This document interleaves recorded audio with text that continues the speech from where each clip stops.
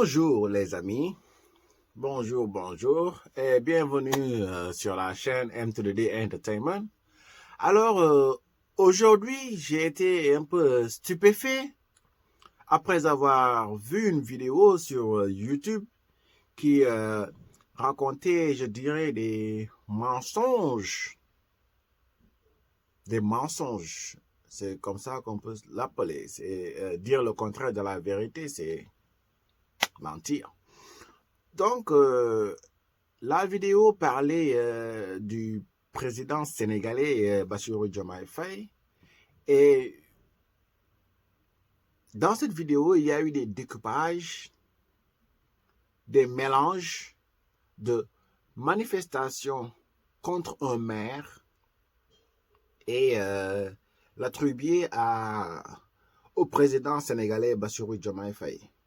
Par exemple, durant la manifestation, on peut très bien entendre le jeune qui dit « Nous désirons parler au président Bassirou Diomaye Faye pour qu'il dise à ce maire que vous ne devez pas nous déguerpir, nous sommes là pour travailler. »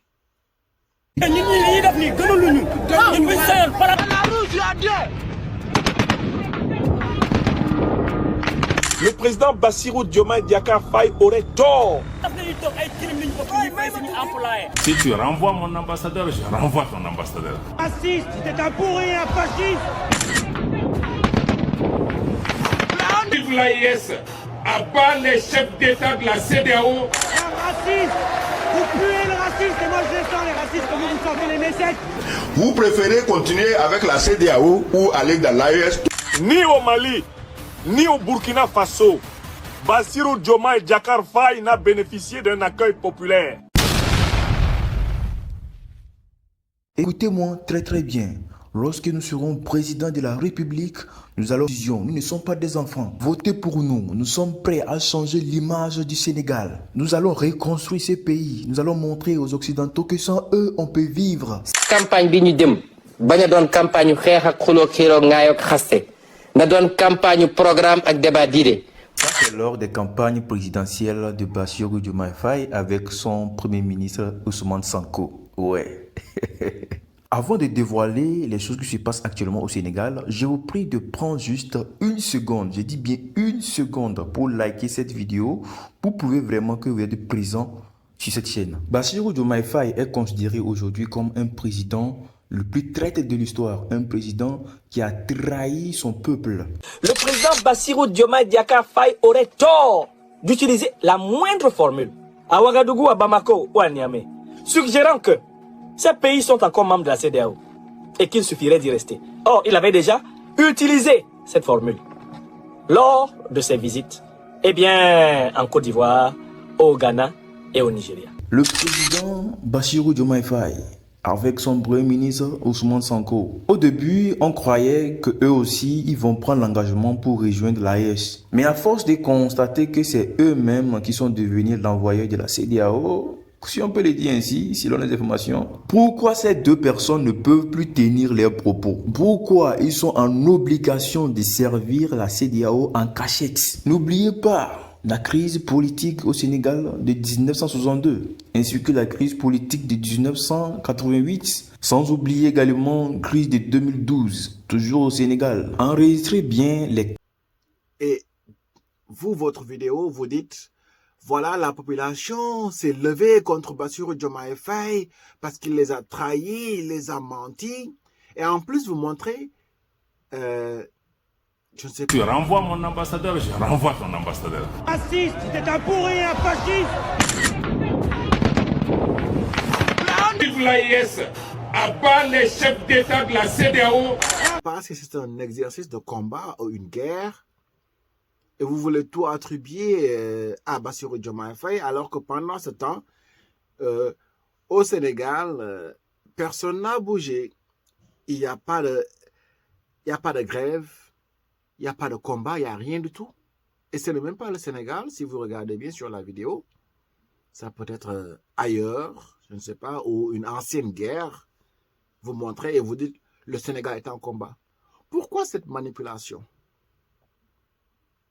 Même si vous devez contredire une personne, ou bien vous n'êtes pas d'accord sur le chemin qu'a emprunté une personne, il ne faut pas mentir sur son sujet. Si la personne a mangé un biscuit, dites la personne a mangé un biscuit.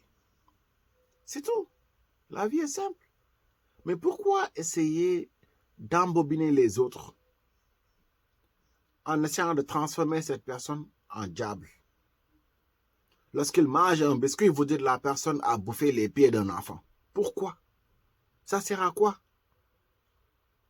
Et comment ça se fait que nous, Africains, nous combattons pour notre liberté et en même temps, nos propres frères africains nous combattent? Quand est-ce qu'on sera libre? Nous ne serons pas libres, il ne sera pas libre. Et à ce même moment, les autres, l'Occident aussi, ils font des manipulations d'images. D'ailleurs, c'est eux qui nous ont appris comment manipuler les images. Et ils font la même chose. C'est ce qui est arrivé en Libye avec Kadhafi. C'est comme ça qu'il a été éliminé de la scène. Que son âme repose en paix. Ils ont montré des images de guerre, d'enfants affamés, des chars qui versaient de l'eau chaude sur la population et tout ça. Et ils ont dit, voilà ce que Kadhafi fait à sa population. Donc, on doit lui faire la guerre. Parce qu'il est mauvais pour sa population, il est mauvais pour les enfants, les femmes, ainsi de suite. Ils n'ont aucun droit, ils se font massacrer par Kadhafi, c'est un dictateur. Et nous, sans réfléchir, on se dit, ben tiens, pourquoi il fait ça à sa population? Donc, il mérite vraiment qu'on lui fasse la guerre, il mérite vraiment qu'on le dégage de là. Et c'est comme ça qu'ils nous ont embobinés. Et pour montrer à la face du monde que cette guerre, elle est légitime. Parce que voilà, c'est contre un dictateur, contre quelqu'un qui massacre sa population. Et ils ont fait ce qu'ils voulaient. On a tous été spectateurs, regardez, sans rien faire. Pourquoi? Parce qu'on n'est pas unis. On n'est pas unis. Donc, le gars, il vient, ils font ce qu'ils veulent, ils cherchent. Si vous avez des ressources, ils les pillent, ils s'en vont tout doucement et vous dites rien. Et maintenant, regardez ce que la Libye est devenue. Après qu'ils disent qu'ils vont amener une démocratie. Est-ce que quelqu'un peut m'expliquer, s'il vous plaît? S'il vous plaît, expliquez-moi. C'est quoi la démocratie? Et notre question que j'ai, c'est, y a-t-il... Est-ce que la démocratie existe? Parce qu'à l'école, on nous a appris que la démocratie, c'est un gouvernement par le peuple et pour le peuple. C'est-à-dire, le peuple vote. Et celui qui remporte la majorité des voix devient le leader, le président. Et il travaille au nom du peuple. Une justice rendue au nom du peuple. C'est ce qu'on appelle par le peuple et pour le peuple. Mais aujourd'hui, ce qu'on constate, c'est que là où l'Occident passe et dit « nous allons amener la démocratie », tous ces pays-là, ils souffrent. Tous ces pays souffrent. Tous ces pays qui réclament démocratie, ils souffrent tous. Parfois, il est bon de se demander, est-ce qu'on est fait pour la démocratie? Réellement, est-ce qu'on est fait pour la démocratie? Le Maroc est un pays en pleine effervescence. Allez-y visiter le Maroc plutôt. Il a tout. Et à sa tête, il y a le roi. Donc, il n'y a pas de démocratie là-bas, mais cela n'empêche. C'est un beau pays. Il est régulé. Il y a la police qui surveille. Voilà. Et il travaille pour sa population. Allez-y en Arabie Saoudite. Zéro démocratie. Et le pays est construit par le prince. Il fait de sorte que le pays soit attractif et devienne une zone touristique parce qu'il sait que avoir des ressources pétrolifères ne suffit pas parce que tôt ou tard ça va tarir et le jour où ça va tarir, ils vont tous te laisser tomber. Donc, vaut mieux investir dans autre chose qui pourra rapporter dans le futur.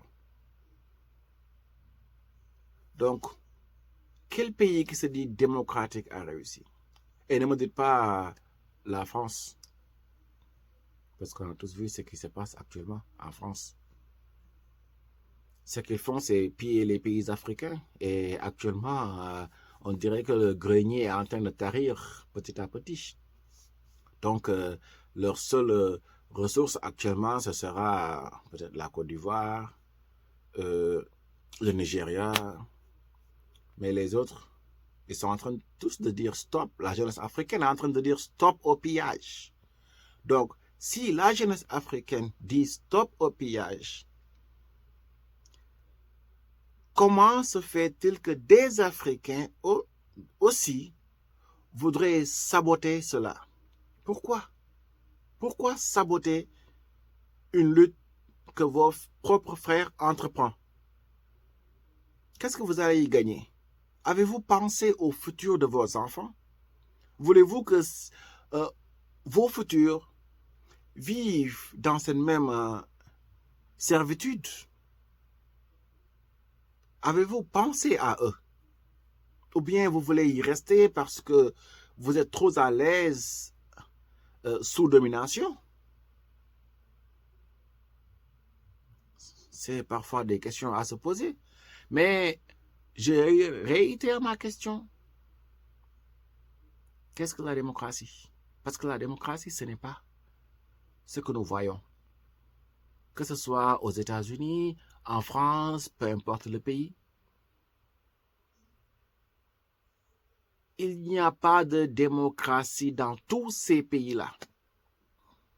Il y a juste une élite, des lobbyistes qui décident de l'avenir du pays. Enfin, qui décident de l'avenir de leur portefeuille. Et le pays ne fait que subir. Et ils s'appellent ça démocratie. Quand ils veulent faire une guerre, c'est parce qu'il y a quelque chose à aller cueillir dans ces pays. Et il faudrait que la guerre ait un nom, un drapeau. Donc, c'est sous le joug de la démocratie que toutes ces guerres se font. Donc, vraiment, démocratie est fatiguée. Donc, c'était tout ce que j'avais à dire aujourd'hui. Alors, si vous avez des commentaires, des propositions, laissez-le moi savoir. C'était votre frère. À bientôt pour une autre vidéo. Et n'hésitez pas à commenter, à liker, à partager la vidéo. Ciao.